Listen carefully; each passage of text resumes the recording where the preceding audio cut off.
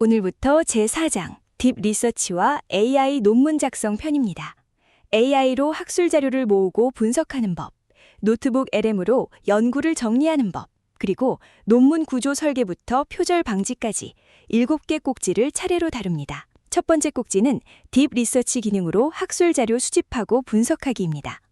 학교에서 보고서 쓸 때 제일 먼저 하는 일, 자료 찾기잖아요. 검색창에 단어 하나 넣으면 결과가 수천 개씩 쏟아지는데 거기서 쓸만한 걸 골라내는 게 진짜 일이거든요. 맞아요. 저도 과제할 때 검색 결과 3페이지까지 넘기다가 결국 첫 번째 링크 누르고 끝났거든요. 그게 보통 사람의 검색이에요. 물 위를 스치듯 훑고 지나가는 거죠. 딥 리서치는 이름 그대로 깊이 있는 조사입니다. 물속 깊이 잠수해서 바닥에 있는 보물을 찾아오는 거예요. 챗 GPT, 퍼플렉시티, 제미나이 같은 AI 플랫폼에서 이 기능을 쓸 수 있습니다. 구체적으로 어떻게 다른 건가요? 그냥 검색이랑요? 예를 들어볼게요. 기후변화가 한국 농업에 미치는 영향이라는 주제로 보고서를 쓴다고 해봅시다. 일반 검색을 하면 뉴스 기자랑 블로그 글이 뒤섞여 나오잖아요. 딥 리서치를 쓰면 AI가 먼저 주제를 쪼갭니다. 기온 상승이 쌀 생산량에 미치는 영향, 가뭄과 과일 재배의 관계, 미래 농업 대응 방안, 이렇게요. 그 다음에 각 항목마다 수십 개에서 수백 개의 웹사이트, 논문, 보고서를 읽어봅니다. 첫 번째 검색에서 찾은 내용을 바탕으로 꼬리에 꼬리를 무는 질문을 스스로 만들어서 더 깊이 파고드는 거예요. 사람이 일주일 걸릴 걸 혼자 몇 분 만에 한다는 거네요? 좀 억울한데요? 억울해하지 말고 써먹으면 됩니다. 그리고 딥 리서치의 큰 장점이 하나 더 있어요. 신뢰할 수 있는 출처를 우선으로 찾아준다는 겁니다. 블로그에 떠도는 이야기보다 교수나 연구원이 쓴 논문, 정부기관 통계 자료를 먼저 가져와요. 여기서 1차 출처와 2차 출처 구분도 해줍니다. 1차 출처는 실험 결과나 원본 데이터가 담긴 논문이고요.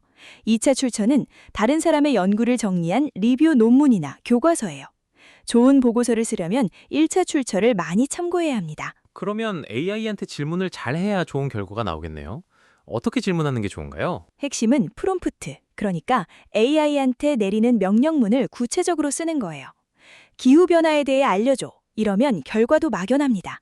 대신 2020년부터 2025년 사이 논문 중심으로 AI 진단 시스템이 암 조기 발견율을 높이는 데 어떤 효과가 있는지 핵심 주장 5개에 근거 2개씩 붙여달라고 하면 결과가 확 달라져요. 비교 분석형 프롬프트도 있어요. 원격 수업이 집중력을 떨어뜨린다는 주장과 자기주도 학습 능력을 높인다는 주장, 이 두 가지를 뒷받침하는 논문을 각각 3개씩 찾아서 표로 정리해달라고 하는 거죠. 블로그 말고 대학 연구소나 학술지 자료로 한정한다는 조건도 넣고요. 그러니까 AI한테 과외 선생님처럼 구체적으로 숙제를 내줘야 하는 거군요. 범위 정하고, 형식 정하고, 빼야 할 것까지. 그렇습니다. 자료를 모은 다음에는 분석 단계로 넘어가는데요. 딥 리서치는 여러 자료를 비교해서 공통점과 차이점을 정리해주고 팩트 체크도 해줍니다. 한 곳의 정보만 믿지 않고 여러 곳에서 같은 내용을 확인하는 교차 검증이에요. 다만 주의할 점이 있습니다. AI가 찾아준 정보가 다 맞는 건 아니에요. 가끔 존재하지 않는 논문을 진짜 있는 것처럼 말하기도 합니다. 이걸 환각 현상이라고 부르는데요. 그래서 AI가 알려준 논문 제목이나 저자 이름은 꼭 직접 검색해서 실제로 있는지 확인해야 합니다. 출처 링크를 눌러서 원문을 눈으로 보는 습관, 이게 제일 중요합니다. AI를 믿되 검증은 내가 한다. 이거네요. 도서관 일주일 분량을 몇 분 만에 해주니까 남는 시간에 생각을 발전시키면 되겠습니다. 맞습니다. 자료 찾는 데 쓰는 에너지를 아껴서 그 자료를 바탕으로 새로운 생각을 키우는 데 집중하는 거죠. 다음 꼭지에서는 노트북 LM을 써서 이렇게 모은 자료를 어떻게 정리하는지 이야기하겠습니다. 자료를 잔뜩 모았는데 정리가 안 되는 경험 다들 있으시죠? 오늘은 구글에서 만든 AI 연구 도구, 노트북 LM 이야기를 해볼게요. 저도 기말고사 때 자료 모으다 보면 폴더가 10개가 넘어가요. 어디에 뭘 저장했는지도 모르겠고. 책상 위에 종이가 산더미처럼 쌓여 있으면 필요한 걸 찾을 수가 없잖아요. 노트북 LM은 그 산더미를 대신 정리해주는 똑똑한 연구 노트예요. 개인 과외 선생님이라고 생각하셔도 됩니다. 챗 GPT랑은 뭐가 다른 건가요? 챗 GPT 같은 AI는 인터넷 전체를 바탕으로 대답하거든요. 그래서 가끔 없는 사실을 지어내기도 합니다. 반면 노트북 LM은 사용자가 직접 올린 자료만 읽고 분석해요. 논문 PDF, 수업 필기, 기사 링크, 유튜브 영상까지 올릴 수 있고요. AI가 그 자료 안에서만 근거를 찾아서 대답합니다. 그러면 엉뚱한 이야기를 할 확률이 줄어드는 거네요. 맞아요. 이걸 그라운딩이라고 부릅니다. 땅에 발을 딱 붙이고 서 있다는 뜻처럼 확실한 근거 위에서만 대답한다는 거예요. 사용하는 방법도 간단합니다. 구글 계정으로 로그인하면 바로 쓸 수 있고 새 노트북을 만들어서 이름을 붙이고 파일을 올리면 됩니다. 무료 버전은 노트북 하나당 50개까지 올릴 수 있어요. 신기면 꽤 많네요. 그런데 아무 자료나 넣어도 되는 건가요? 솔직히 저는 블로그 글을 많이 참고하거든요. 여기서 공신력이라는 개념이 중요합니다. 정부 통계, 학술지 논문, 대학교 교육자료 같은 건 공신력이 높죠. 누가 썼는지 모르는 블로그나 광고성 기사는 공신력이 낮고요. 쓰레기를 넣으면 쓰레기가 나온다. 가비지 인, 가비지 아웃이라는 말이 있잖아요. 좋은 자료를 넣을수록 AI 분석도 정확해집니다. 그러면 내가 직접 실험한 데이터 같은 것도 넣을 수 있어요? 그게 오히려 더 값진 경우입니다. 예를 들어 식물에게 음악을 들려주면 더 잘 자라는지 한 달 동안 실험했다고 해볼게요. 매일 측정한 키, 잎 개수, 물의 양을 정리한 표를 올리고 의미 있는 패턴을 찾아달라고 하면 AI가 분석해줍니다. 인터넷 어디에도 없는 나만의 데이터니까 거기서 나오는 결과가 독창적인 인사이트가 되는 거예요. AI도 처음 보는 데이터를 분석하는 거네요. 뭔가 AI한테 속죄를 낸 기분인데요. 재미있는 건 노트북 LM이 답변할 때 인용 번호를 붙여준다는 점이에요. AI가 어떤 내용을 말하면 그 옆에 번호가 붙어 있고 그걸 누르면 원본 문서의 해당 부분으로 바로 이동합니다. AI가 대충 지어낸 건지 진짜 자료에 있는 내용인지 눈으로 확인할 수 있는 거죠. 그 기능 좋네요. 다른 재미있는 기능도 있나요? 오디오 개요라는 기능이 있어요. 올린 자료를 바탕으로 두 사람이 대화하는 라디오 방송 같은 음성 파일을 만들어줍니다. 지금 우리가 하는 것처럼요. 딱딱한 논문 읽기 싫을 때 팟캐스트처럼 들을 수 있거든요. 등하굣길에 이어폰 꽂고 복습하기 딱 좋습니다. 마인드맵 기능도 있는데 여러 자료 사이의 관계를 그림으로 보여줘서 머릿속이 복잡할 때 전체 구조를 한눈에 파악할 수 있어요. 잠깐, 그러면 읽기를 안 해도 되는 건가요? 읽기가 사라지는 건 아닙니다. 읽기의 순서가 바뀌는 거예요. AI가 먼저 큰 지도를 그려주면 우리는 필요한 곳만 깊이 들어가는 겁니다. 숲 전체를 보고 나서 나무 한 그루씩 살펴보는 방식이에요. 자료를 모으는 것보다 정리하는 게 더 어려운 시대인데 노트북 LM이 그 정리를 도와주는 셈이죠. 여기서 우리 음악 듣고 와서 계속하죠. 이 방송은 김경진 변호사가 제공하는 방송입니다.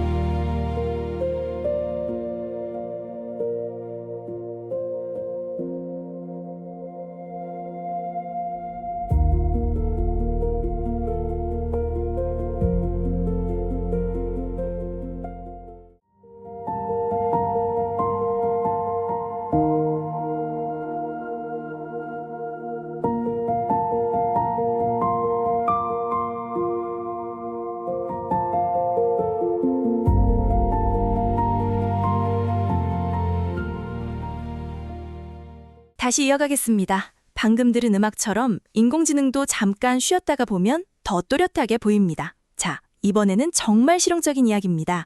AI한테 검색 주소를 만들어달라고 해서 자료를 모으고 노트북 LM에서 인사이트를 뽑아내는 방법이에요. 검색 주소를 만들어 달라고요? 그냥 구글에 검색어 치면 되는 거 아닌가요? 그렇게 하면 블로그 글이랑 뉴스 기사가 잔뜩 나오잖아요. 레포트 쓸 때 필요한 건 정부 보고서, 대학 논문, 국제기구 통계 같은 1차 자료거든요. 이런 건 대부분 PDF 파일이에요. 구글의 고급 검색 명령어가 있어요. 파일 타입 PDF, 사이트 go.kr 이런 식으로요. 이걸 조합하면 한국 정부기관이 올린 PDF만 골라서 찾을 수 있습니다. 고급 검색 명령어요? 저는 구글에 띄어쓰기도 잘 못하는데 그걸 어떻게 외워요? 그래서 AI한테 시키는 겁니다. 챗 GPT나 클로드한테 이렇게 말하면 돼요. 인공지능 윤리 정책 관련 PDF를 찾고 싶은데 한국 정부기관에서 2023년 이후에 나온 것만 골라주는 구글 검색 URL 만들어줘. 그러면 AI가 알아서 명령어를 조합해서 검색 주소를 딱 만들어줍니다. 우리는 그 주소를 브라우저에 붙여넣기만 하면 되고요. 그러니까 검색 명령어를 외울 필요 없이 AI가 대신 써준다는 거네요. 맞아요. 해외 논문도 마찬가지예요. 기후변화가 농업에 미치는 영향. 이 주제로 영어 논문 PDF를 찾고 싶다. 학술 기반 도메인에서 2022년부터 2025년 사이 자료만 이렇게 조건을 말하면 AI가 검색 URL을 만들어줍니다. 국제기구 자료도 같은 방식이에요. OECD, 세계은행, UN 사이트에서만 AI 도입 통계 PDF를 찾아달라고 하면 됩니다. 이거 완전 비서 아닙니까? 검색도 대신해주고. 여기서 끝이 아니에요. 이렇게 모은 PDF 5개, 10개를 노트북 LM에 한꺼번에 올리면 AI가 전체를 종합해서 분석해줍니다. 각 보고서가 제안하는 AI 윤리 원칙을 표로 비교해줘. 공통적으로 강조하는 핵심 가치를 뽑아줘. 보고서마다 다르게 접근하는 부분은 뭔지 찾아줘. 이런 질문을 던지면 됩니다. 구글 검색은 PDF만 되는 건가요? 유튜브 영상도 이렇게 찾을 수 있어요? 됩니다. 전 세계에서 열리는 학술 세미나 컨퍼런스 발표가 유튜브에 올라오거든요. 하버드 AI 윤리 강연, MIT 기술 혁신 발표, 유럽연합 정책 토론 같은 것들이요. AI한테 유튜브 검색 URL을 만들어 달라고 하면 됩니다. 20분 이상 영상만, 최근 1년 이내 업로드된 것만, 대학이나 연구소 공식 채널 것만 골라서요. 근데 외국어로 된 세미나는 어떡해요? 영어도 겨우인데 일본어, 독일어까진 좀... 그게 재밌는 부분이에요.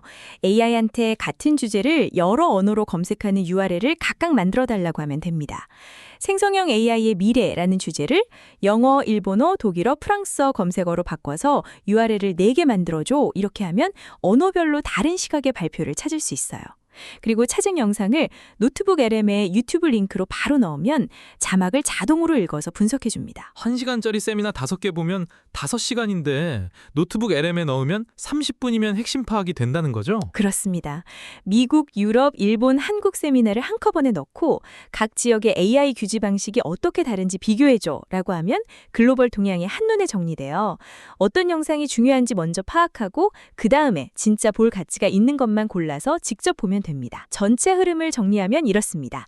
AI한테 검색 URL을 만들어 달라고 해서 구글에서 PDF 보고서를 모으고 유튜브에서 세미나 영상을 찾고 노트북 LM에 전부 넣고 단계별로 질문하면서 인사이트를 뽑아내는 겁니다. 예전에는 연구원이 몇 주 걸리던 작업을 하루 만에 할 수 있어요. 남는 시간은 자료를 해석하고 나만의 생각을 발전시키는 데 쓰면 됩니다. 논문 구조 설계 어렵게 들리시죠? 그런데 이걸 집 짓기에 비유하면 금방 이해가 됩니다. 집을 지을 때 설계도 없이 벽돌부터 쌓는 사람은 없잖아요. 논문도 똑같습니다. 뼈대를 먼저 잡아야 해요. 저는 리포트 쓸 때 일단 키보드부터 두드리거든요. 생각나는 대로 쓰다가 새벽 3시에 전부 지우고 다시 시작하는 게 일상이었는데. 그 새벽 3시에 비극을 막아주는 게 바로 구조 설계입니다. 대부분의 학술 논문은 I'm read라는 구조를 따르는데요.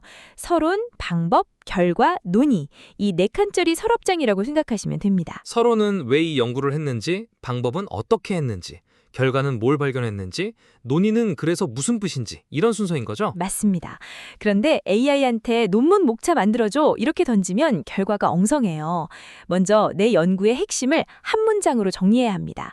예를 들어 스마트폰 사용 시간이 청소년의 수면의 질에 어떤 영향을 주는가 이런 식으로요. 아, 질문이 구체적이어야 답도 구체적으로 나온다는 거군요. 뭔가 좋은 거 써줘 하면 안 되고요. 그렇죠. 책에 나온 프롬프트 예시를 보면요. 연구 질문은 이거다. 연구 방법은 설문조사다. 대상은 중학생 200명이다. 이렇게 조건을 넣고 I'm read 형식으로 묵차를 만들어 달라고 합니다.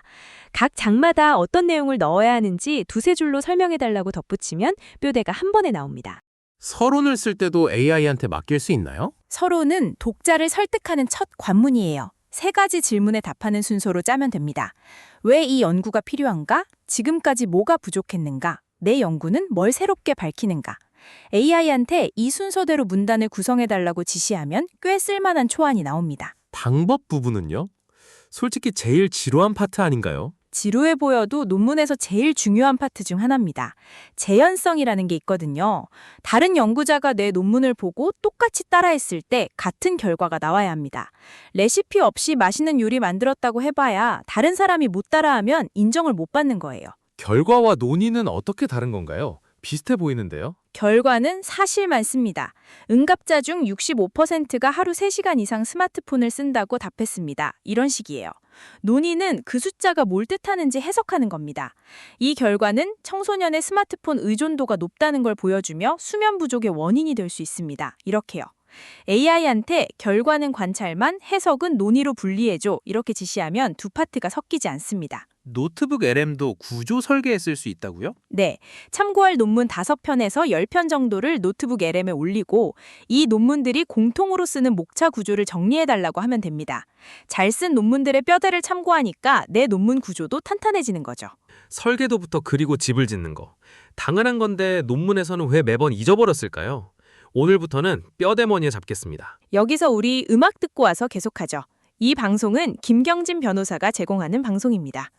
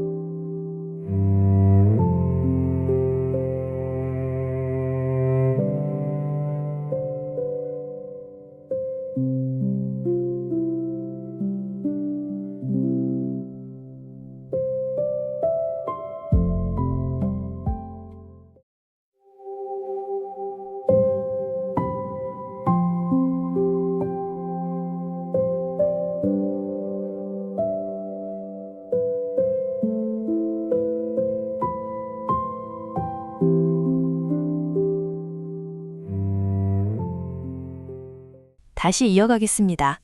방금 들은 음악처럼 인공지능도 잠깐 쉬었다가 보면 더 또렷하게 보입니다. 이번 시간에는 인사이트 추출에 대해 이야기해 볼게요. 인사이트, 우리말로 하면 통찰이죠. 데이터를 모았으면 거기서 숨겨진 의미를 찾아내는 과정입니다. 통찰이요? 자료를 잘 정리하는 것과 뭐가 다른 건가요? 예를 하나 들어볼게요. 설문 응답자의 70%가 잠을 잘 못 잔다고 답했다. 이건 사실이에요. 그런데 이 사람들 대부분이 밤 11시 이후에 스마트폰을 쓰고 있었고 블루라이트가 수면 호르몬 분비를 방해한 것으로 보인다. 이게 인사이트입니다. 아, 사실에서 한 발 더 나아가는 거군요. 왜 그런가? 그래서 어쩌란 말인가? 저도 리포트 쓸 때 사실만 나열하고 끝냈던 것 같은데요. 그래서 인사이트 추출이 중요합니다. 자료를 요약만 하면 누구나 해요. 거기서 남들이 못 본 의미를 뽑아내야 진짜 연구가 되는 거거든요. 논문을 평범한 보고서에서 가치 있는 연구로 바꿔주는 핵심이에요. 그러면 AI가 이 인사이트를 찾는 걸 도와줄 수 있나요? 네, 노트북 LM에 나만의 데이터를 넣으면 훨씬 쉬워집니다. 인터넷에 있는 정보는 다른 사람도 다 볼 수 있잖아요. 그런데 내가 직접 측정한 데이터, 내가 만든 설문 결과, 내가 관찰한 기록은 세상에 하나뿐이에요. AI는 이런 원본 데이터에서 반복되는 패턴을 찾아줍니다. 패턴이요? 그냥 데이터를 놓고 알아서 찾아달라고 하면 되는 건가요? 그것보다는 구체적으로 물어보는 게 좋아요. 예를 들어 이런 식입니다. 내 실험 데이터에서 반복되는 패턴을 5가지 찾아줘. 각 패턴의 구체적인 수치 근거도 같이 보여줘. 패턴끼리 연결되는 관계가 있으면 그것도 설명해줘. 이렇게 단계를 나눠서 물어보면 훨씬 정리된 답이 나옵니다. 오, 그런데 내 주장에 반대되는 내용도 찾아달라고 할 수 있어요? 왠지 스스로 약점을 찾는 느낌이라 좀 무섭긴 한데요. 그게 오히려 논문을 튼튼하게 만드는 방법이에요. 내 연구 결과가 스마트폰 사용이 수면의 질을 떨어뜨린다는 주장을 뒷받침한다고 해봐요. 그러면 AI한테 이렇게 물어보는 거예요. 올려놓은 자료 중에서 이 주장에 반대되는 내용이 있는지 찾아줘. 반대 의견이 있으면 내 연구와 뭐가 다른지 비교해줘. 그리고 하나 더 있어요. 연구 공백 찾기입니다. 논문 10편을 올려놓고 이렇게 물어볼 수 있어요. 이 논문들에서 공통으로 언급하는 한계점을 정리해줘. 아직 연구되지 않은 영역을 5가지 알려줘. 각 공백이 앞으로의 연구에 왜 중요한지도 설명해줘. 이게 논문에서 말하는 리서치 갭이에요. 비교도 좋은 방법이라고 들었는데 그건 어떻게 하나요? 비교는 정말 강력해요. 2가지를 나란히 놓고 차이를 보는 겁니다. 음악을 들려준 식물과 안 들려준 식물의 성장 속도가 얼마나 다른가? 한국과 일본의 청소년 스마트폰 정책이 어떻게 다른가? 이런 질문이죠. AI한테 비교표를 만들어 달라고 하면 차이점이 한눈에 들어와요. 그런데 AI가 너무 거창하게 말할 때가 있지 않나요? 혁신적이다, 결정적인 발전이다, 이런 식으로요. 맞아요. 그래서 주의가 필요합니다. AI가 혁신적이다, 완전히 새롭다 이런 말을 쓰면 의심하세요. 좋은 인사이트는 큰 말이 아니라 정확한 말이거든요. 팁을 하나 드릴게요. 관찰, 근거, 한계. 이 3문장으로 줄여서 정리하면 과장이 빠집니다. 예를 들면 이렇습니다. 관찰, 음악을 들려준 식물 그룹이 평균 2cm 더 자랐다. 근거, 30일간 매일 측정한 데이터에서 일관된 차이가 나타났다. 한계, 실험 기간이 짧고 표본수가 적어서 일반화하기 어렵다. 이렇게 쓰면 과장 없이 정직한 인사이트가 됩니다. 관찰, 근거, 한계. 3줄이면 되는 거군요. 저도 앞으로 리포트 쓸 때 이 틀로 정리해 봐야겠습니다. 이번 시간에는 학술 글쓰기에서 AI를 쓸 때 꼭 알아야 할 윤리 기준을 이야기해 보겠습니다. 편리하다고 아무렇게나 쓰면 안 되거든요. 맞아요. 저도 레포트 쓸 때 AI한테 물어보고 싶은 유혹이 있는데 어디까지가 괜찮은 건지 좀 헷갈리더라고요. 핵심 원칙부터 말씀드릴게요. AI는 도구이지 저자가 아닙니다. AI가 글을 써줬어도 그 글의 주인은 제출한 사람이에요. 운전대를 잡은 사람이 사고 책임을 지잖아요. 마찬가지입니다. AI가 그랬어요. 이런 변명은 안 통하는 거군요. 네, 절대 안 통합니다. 그리고 투명성이 중요해요. AI 도움을 받았으면 솔직하게 밝혀야 합니다. 논문 마지막이나 감사의 글에 문헌조사 과정에서 어떤 AI의 도움을 받았다고 적는 거죠. 숨기면 오히려 문제가 되겠네요. 요즘은 AI가 쓴 글인지 판별하는 프로그램도 있다면서요? 그렇습니다. 들키기 쉬워요. 반대로 정직하게 밝히면 선생님도 도구를 똑똑하게 썼구나 하고 인정해 주시거든요. 숨겨서 걸리는 것보다 밝히고 칭찬받는 게 훨씬 낫죠. 학술지마다 규정이 다르다고 들었는데 그건 어떤가요? 네이처 출판그룹은 어떤 AI를 어떻게 사용했는지 구체적으로 밝히도록 요구합니다. 사이언스 저널은 더 엄격해서 편집자 허락 없이 AI로 만든 텍스트를 쓸 수 없어요. 학교 과제도 마찬가지입니다. 선생님께 먼저 여쭤보세요. 이번 과제에서 AI 써도 될까요? 된다면 어디까지요? 이렇게 물어보면 되는 거죠? 그게 정답입니다. 허용되는 것과 안 되는 것을 구분해 볼게요. 아이디어를 떠올리는 브레인스토밍, 문법 교정, 번역 초안 잡기, 자료 요약은 대체로 괜찮습니다. 반면에 AI가 써준 글을 그대로 복사해서 내 것처럼 제출하는 것, 실험 결과를 조작하는 것, 저자 표시 없이 AI 글을 쓰는 것은 금지입니다. 복사 붙여넣기만 하면 내가 쓴 게 아니라 AI가 쓴 거니까요. 맞습니다. 그리고 AI의 한계도 꼭 알아야 해요. AI는 학습 데이터에 따라 편향이 생길 수 있고 환각 현상이라고 해서 없는 사실을 그럴듯하게 지어내기도 합니다. 그러니 AI 답변을 무조건 믿으면 안 됩니다. 결국 다시 확인하는 과정이 빠지면 안 되는 거네요. 편하다고 검증을 건너뛰면 큰일 나겠습니다. 네, 정리하면 이렇습니다. AI가 만든 내용을 다른 자료로 꼭 확인하고 사용 사실을 명시하고 개인정보나 민감한 자료는 AI에 입력하지 않는다. 이 3가지만 기억하셔도 윤리적으로 AI를 잘 쓸 수 있습니다. 여기서 우리 음악 듣고 와서 계속하죠. 이 방송은 김경진 변호사가 제공하는 방송입니다.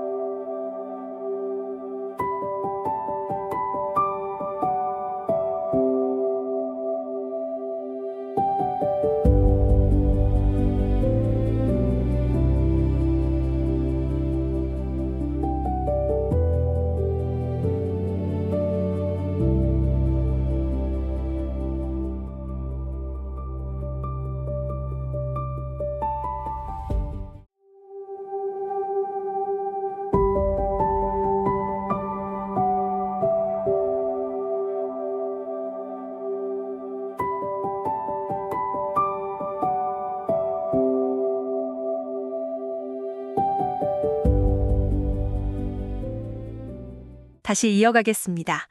방금 들은 음악처럼 인공지능도 잠깐 쉬었다가 보면 더 또렷하게 보입니다. 이번 소절은 표절 방지 원칙입니다. 표절. 쉽게 말해서 남의 글이나 생각을 슬쩍 가져와서 내 것처럼 쓰는 거죠. 학교에서 친구 숙제 베끼는 거, 연구에서 다른 사람 논문 훔치는 거, 다 표절입니다. 저도 학교 다닐 때 리포트 마감 전날에 인터넷 자료 복사해서 단어만 좀 바꿔낸 적이 이건 방송이니까 그만하겠습니다. 솔직하시네요. 그런데 요즘은 AI한테 독후감 써달라고 하면 금방 나오잖아요. 그걸 그대로 내 이름으로 제출하면 그것도 표절입니다. AI가 생각한 거지 내가 생각한 게 아니니까요. 그럼 표절을 막으려면 어떻게 해야 하나요? 가장 확실한 방법이 있습니다. 3단계를 거치는 겁니다. 먼저 원문에서 중요한 내용을 표시하고요. 그 다음 그 내용을 내 말로 메모합니다. 원문을 그대로 복사하면 안 돼요. 마지막으로 그 메모를 바탕으로 내 논리에 맞는 새 문장을 쓰는 겁니다. 원문, 내 메모, 내 문장. 한번 소화하고 다시 내뱉는 거네요. 음식으로 치면 씹어서 삼킨 다음에 영양분을 쓰는 거지 남의 도시락을 통째로 내 거라고 우기는 게 아니라. 비유가 적절합니다. 그리고 인용 표시도 꼭 해야 합니다. 다른 사람 아이디어를 빌려왔으면 출처를 밝혀야죠. 자료를 읽을 때부터 저자, 연도, 제목, 페이지 번호를 바로 적어두는 습관이 중요합니다. 나중에 한꺼번에 정리해야지 하다가 출처를 못 찾아서 밤새는 거 아닌가요? 맞아요. 그래서 읽을 때 바로 적는 겁니다. 글을 쓸 때도 문장마다 확인해 보세요. 이건 내 주장인가? 남의 근거인가? 남의 문장을 그대로 쓸 때는 따옴표를 붙이고 출처를 표시합니다. AI를 쓸 때 표절 위험이 더 높아지는 경우도 있나요? 있습니다. AI한테 논문 문단을 주고 더 예쁘게 바꿔달라고 하면 원문이랑 비슷한 문장이 그대로 남을 수 있어요. 단어 몇 개만 바꾼 걸 패치라이팅이라고 하는데 이것도 표절로 봅니다. 화장만 바꿨지 얼굴은 그대로인 거네요? 그렇죠. 이걸 피하려면 AI한테 원문을 보여주지 말고 내가 정리한 메모만 주면서 새 문장을 써달라고 해야 합니다. 그래야 원문과 거리가 생기거든요. 참고 문헌 목록도 조심해야 합니다. AI가 만들어준 참고 문헌을 그대로 쓰면 위험해요. 존재하지 않는 논문이 섞여 있을 수 있거든요. 반드시 내가 직접 열어서 확인한 자료만 참고 문헌에 넣으세요. 제출 전에 표절 검사 도구를 한번 돌려보는 것도 방법이겠네요? 네, 터니신이나 카피킬러 같은 도구로 검사하고 유사도가 높게 나온 부분은 다시 고쳐 쓰면 됩니다. AI가 글쓰기를 빠르게 해주지만 표절도 빠르게 만들 수 있어요. 속도가 빨라질수록 규칙이 더 중요해진다. 이걸 꼭 기억하시면 좋겠습니다. 이것으로 제4장 딥리서치와 AI 논문 작성편을 마칩니다. 오늘 들으신 내용 중에 하나만 기억해 주세요. 자료를 읽을 때 출처를 바로 적고 원문을 내 말로 한번 소화한 다음에 쓰는 것. 이 습관 하나면 표절 걱정 없이 AI와 함께 좋은 글을 쓸 수 있습니다. 함께 해주셔서 고맙습니다.